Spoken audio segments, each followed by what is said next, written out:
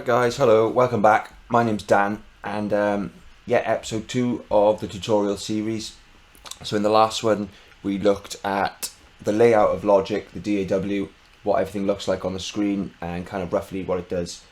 And we talked about loading and saving and opening new files. So today we're going to start actually dropping some sounds in and having a listen, alright?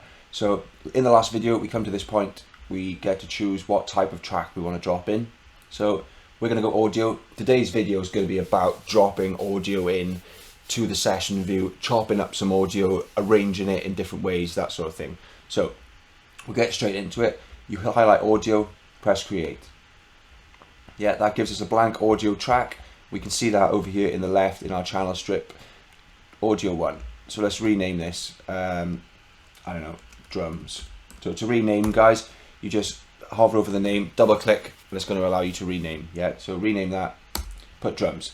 Now I'm going to look for some audio drums to drop into my audio track. Okay, so to just talk about an audio track just very briefly, it's represented here by this blue square with the sound wave within it. Okay, so basically an audio track, it just allows us to drop any sort of pre-existing or pre-recorded audio file onto the track. So I would say try your best to always work in WAVs. I think you can drop MP3s in, but yeah, I don't think it's sort of, it sometimes can act weird when you're using MP3s, is my experience anyway. So I always try to use WAVs or high quality sounds. But yeah, a WAV file, an MP3, and any sound file basically is going to drop onto an audio track, and it can be edited and chopped up and arranged however you want. Okay, so let's just get into it then. I'm going to use the Apple Loops. So you come up to the top right, click the loop button, it's going to bring up Apple Loops. Okay, so we talked about it briefly in the last video, and I've named my track drums. So I'm going to go instrument, I'm going to click drums, I'm going to go to kits as opposed to beats, electronic drums. On the beats, kits would be a live kit. Yeah, so now it's left me in my list with all acoustic drum loops really. So what I should say, when you're looking down here, the blue ones represent audio loops, the green ones represent software instrument loops, although if you drag these green ones onto a blue audio channel strip, it's just going to turn it into audio for you anyway. So don't worry if they're green, you can still drop them into an audio track, if that makes sense. So let me just demonstrate. I've got the 60s drum loop here, that's an audio as it's blue. Fine. So this is green, the 70s street drum set. So this should be a software instrument track. And if I was to drop it here on a blank track, it would give me a software instrument. However, if I drop it onto the audio track, it converts it into audio and turns blue.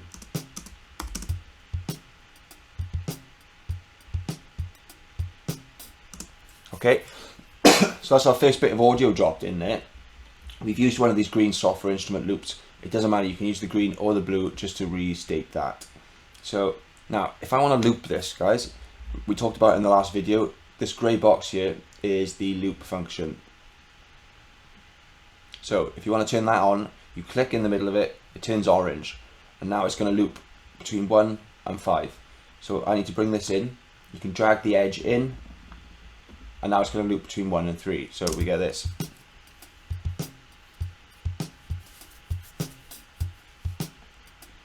Yeah, so that's the loop function, guys. The orange box here. Make sure it's on, it'll loop. When it's off, it won't. Okay, so that's dropping audio in from Apple Loops. Let's say we want to put something else over this now. If I hold my channel there, I can press Command and D, which is going to duplicate my channel down. So you can use that function. If you don't want to use that, you can press the plus here. That allows us to add another audio channel or another type of track. Sorry, yeah. So let's say we want another audio, highlight audio, create. It's going to give us another track there. Alternatively, if we want to create another track a different way, so we can use this plus, we can use Command D to duplicate our existing audio channel, or we can come up the top, we can go track, we can go new audio track, and that's going to put a new audio in for us straight away. So there's a number of ways there to get new, number of ways there to get new blank audio tracks in the project. So we've got audio 2. Let's go guitar. Yeah, so now I come over to my Apple loops, change my instrument from drums to guitars, and all of a sudden we've got a list of guitar loops here. Yeah, so I'm just going to throw that on. And like I said before, because we're dealing with Apple loops, we shouldn't have to time stretch any of these loops. They should just fit in nice. So let's play this.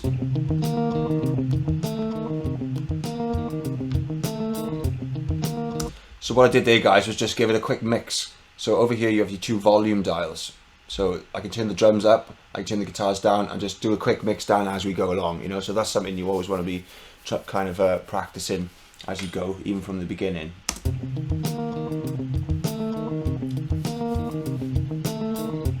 Yeah, so we got 2 audio loops in there, 2 audio channels, 2 different audio loops running simultaneously and looping at the same time, which is good.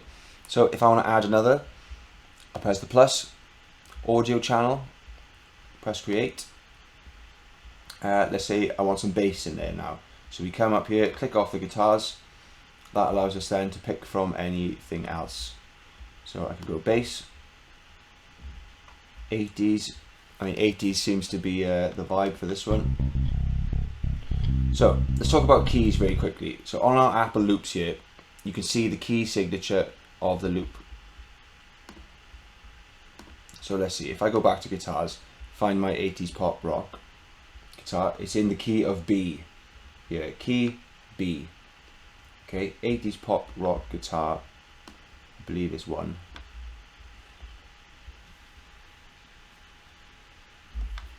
Let's hope that it is 1. Yeah, guitar 1.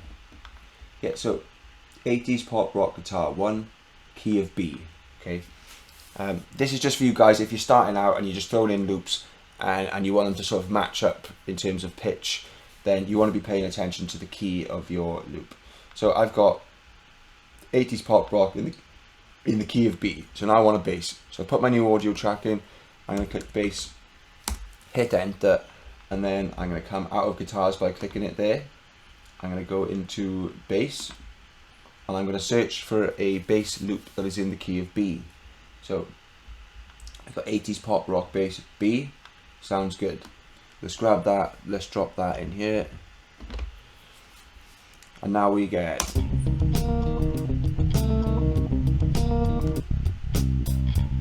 yeah, so another thing to note, guys, mutes and solos on your individual channels here. These are going to come in handy when you're throwing in sounds, just to sort of A-B something. By A-B, I mean hear it with it. So if I call it A with the guitar and B without the guitar.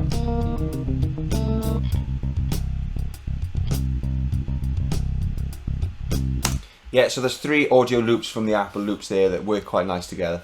Now you can see this bass loop is double the length of our other loops. If I want to change that, I can hover my mouse over the bottom right of this box. Yeah, if you go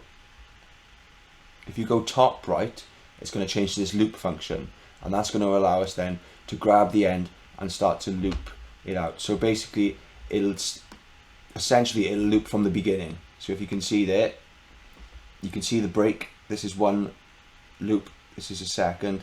If I keep pulling this out, so that's the top right. Okay guys, top right of the box is going to loop. If I go to the bottom right, I'm going to be able to change the end position of this loop, but without actually affecting the loop. So if I wanted it to just loop there, I could bring it in. So that's the bottom right. Okay, I can't bring this out anymore on the bottom right because there's nothing else there. But if I loop it, however, it'll play it back from the start. So that's the difference. Top right is loop, bottom right is to change the length. Okay, so I'm going to change the length, bring it in there.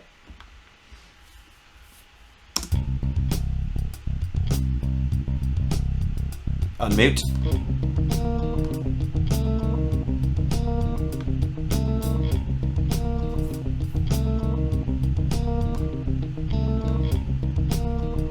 Yeah, so just muting things and taking things in and out can sometimes give you a bit of an idea of what sound it is you're going for. So there we go. So there's 3 audio loops in there. Now, quickly, if we wanted to chop one of these audio loops, how would we do it? So you come up to here to your command tool. Yeah. command click tool. Now in here are a bunch of tools that you can use to edit audio or MIDI files within your arrangement view. So I won't get too into all of them currently, but now I just want to show you the scissors. So when dealing with audio, we can use the scissors to chop up our audio and move it around. So I'm going to select scissors.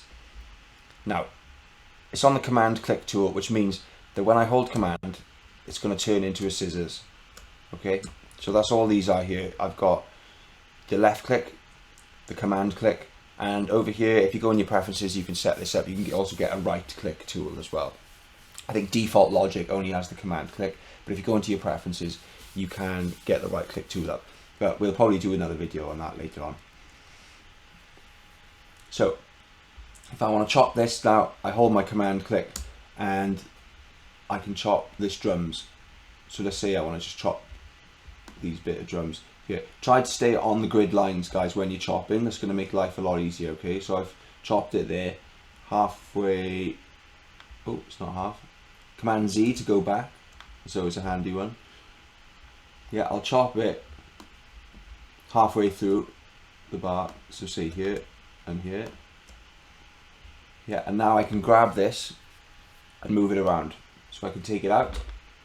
If I hold Alt and click and move, it copies. So then I get two copies, one there, one there. Okay, so those are handy to know. Alt, click, drag, copies. Okay, just delete that. So for example, command, let's chop a little bit of these drums out here. I'm going to Alt, click, drag, and put them on the end. And try to create some sort of little fill effect here. Let's see what it does.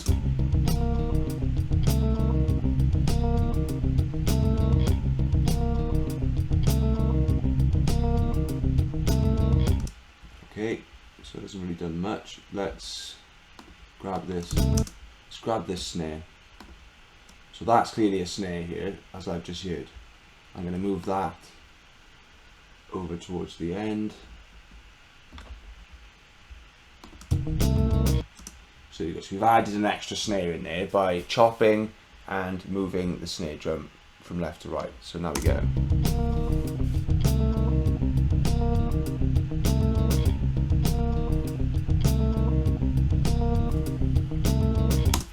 Okay guys, so that is audio from the Apple Loops anyway. You can do the same, you can drop audio in by going to your Finder, finding a drum loop. So I'm going to look for a drum loop.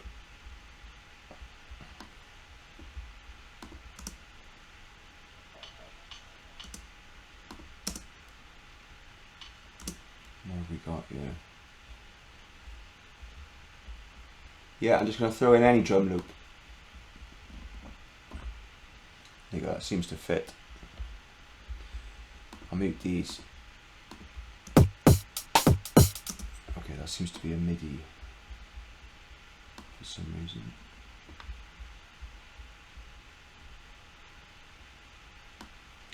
Here we go, let's just drop in this. Sorry guys, yeah, I accidentally dropped in a MIDI file there. Ignore that. So yeah, so if I don't want to use Apple Loops, this is what I'm talking about. If I don't want to use Apple Loops, I go to my Finder, I find a WAV file, and I just drop it in as normal.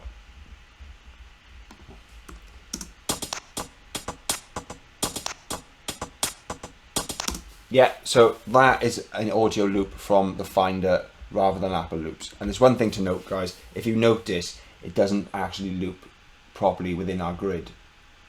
So we'll talk about time stretching on a different video, but yeah, just as a final note to be aware of, when dealing with Apple Loops, your loops are always going to loop nicely within the grid. So if you see here, you've got two nice bars, 1 bar, 2 bar, and then it loops nice. Whereas this bit of audio's come from outside of Logic, it doesn't loop up on the grid quite right. So then you need to time stretch that. So we're going to talk about time stretching in a later tutorial. But yeah, for now, that is how you drop audio into your arrangement view, and a little bit about editing as well. You know, I mean, the scissors tool is particularly handy, you know, for chopping and rearranging certain loops and so on. So hopefully that helps you on your way. And yeah, that's audio tracks in Logic. Have a good one.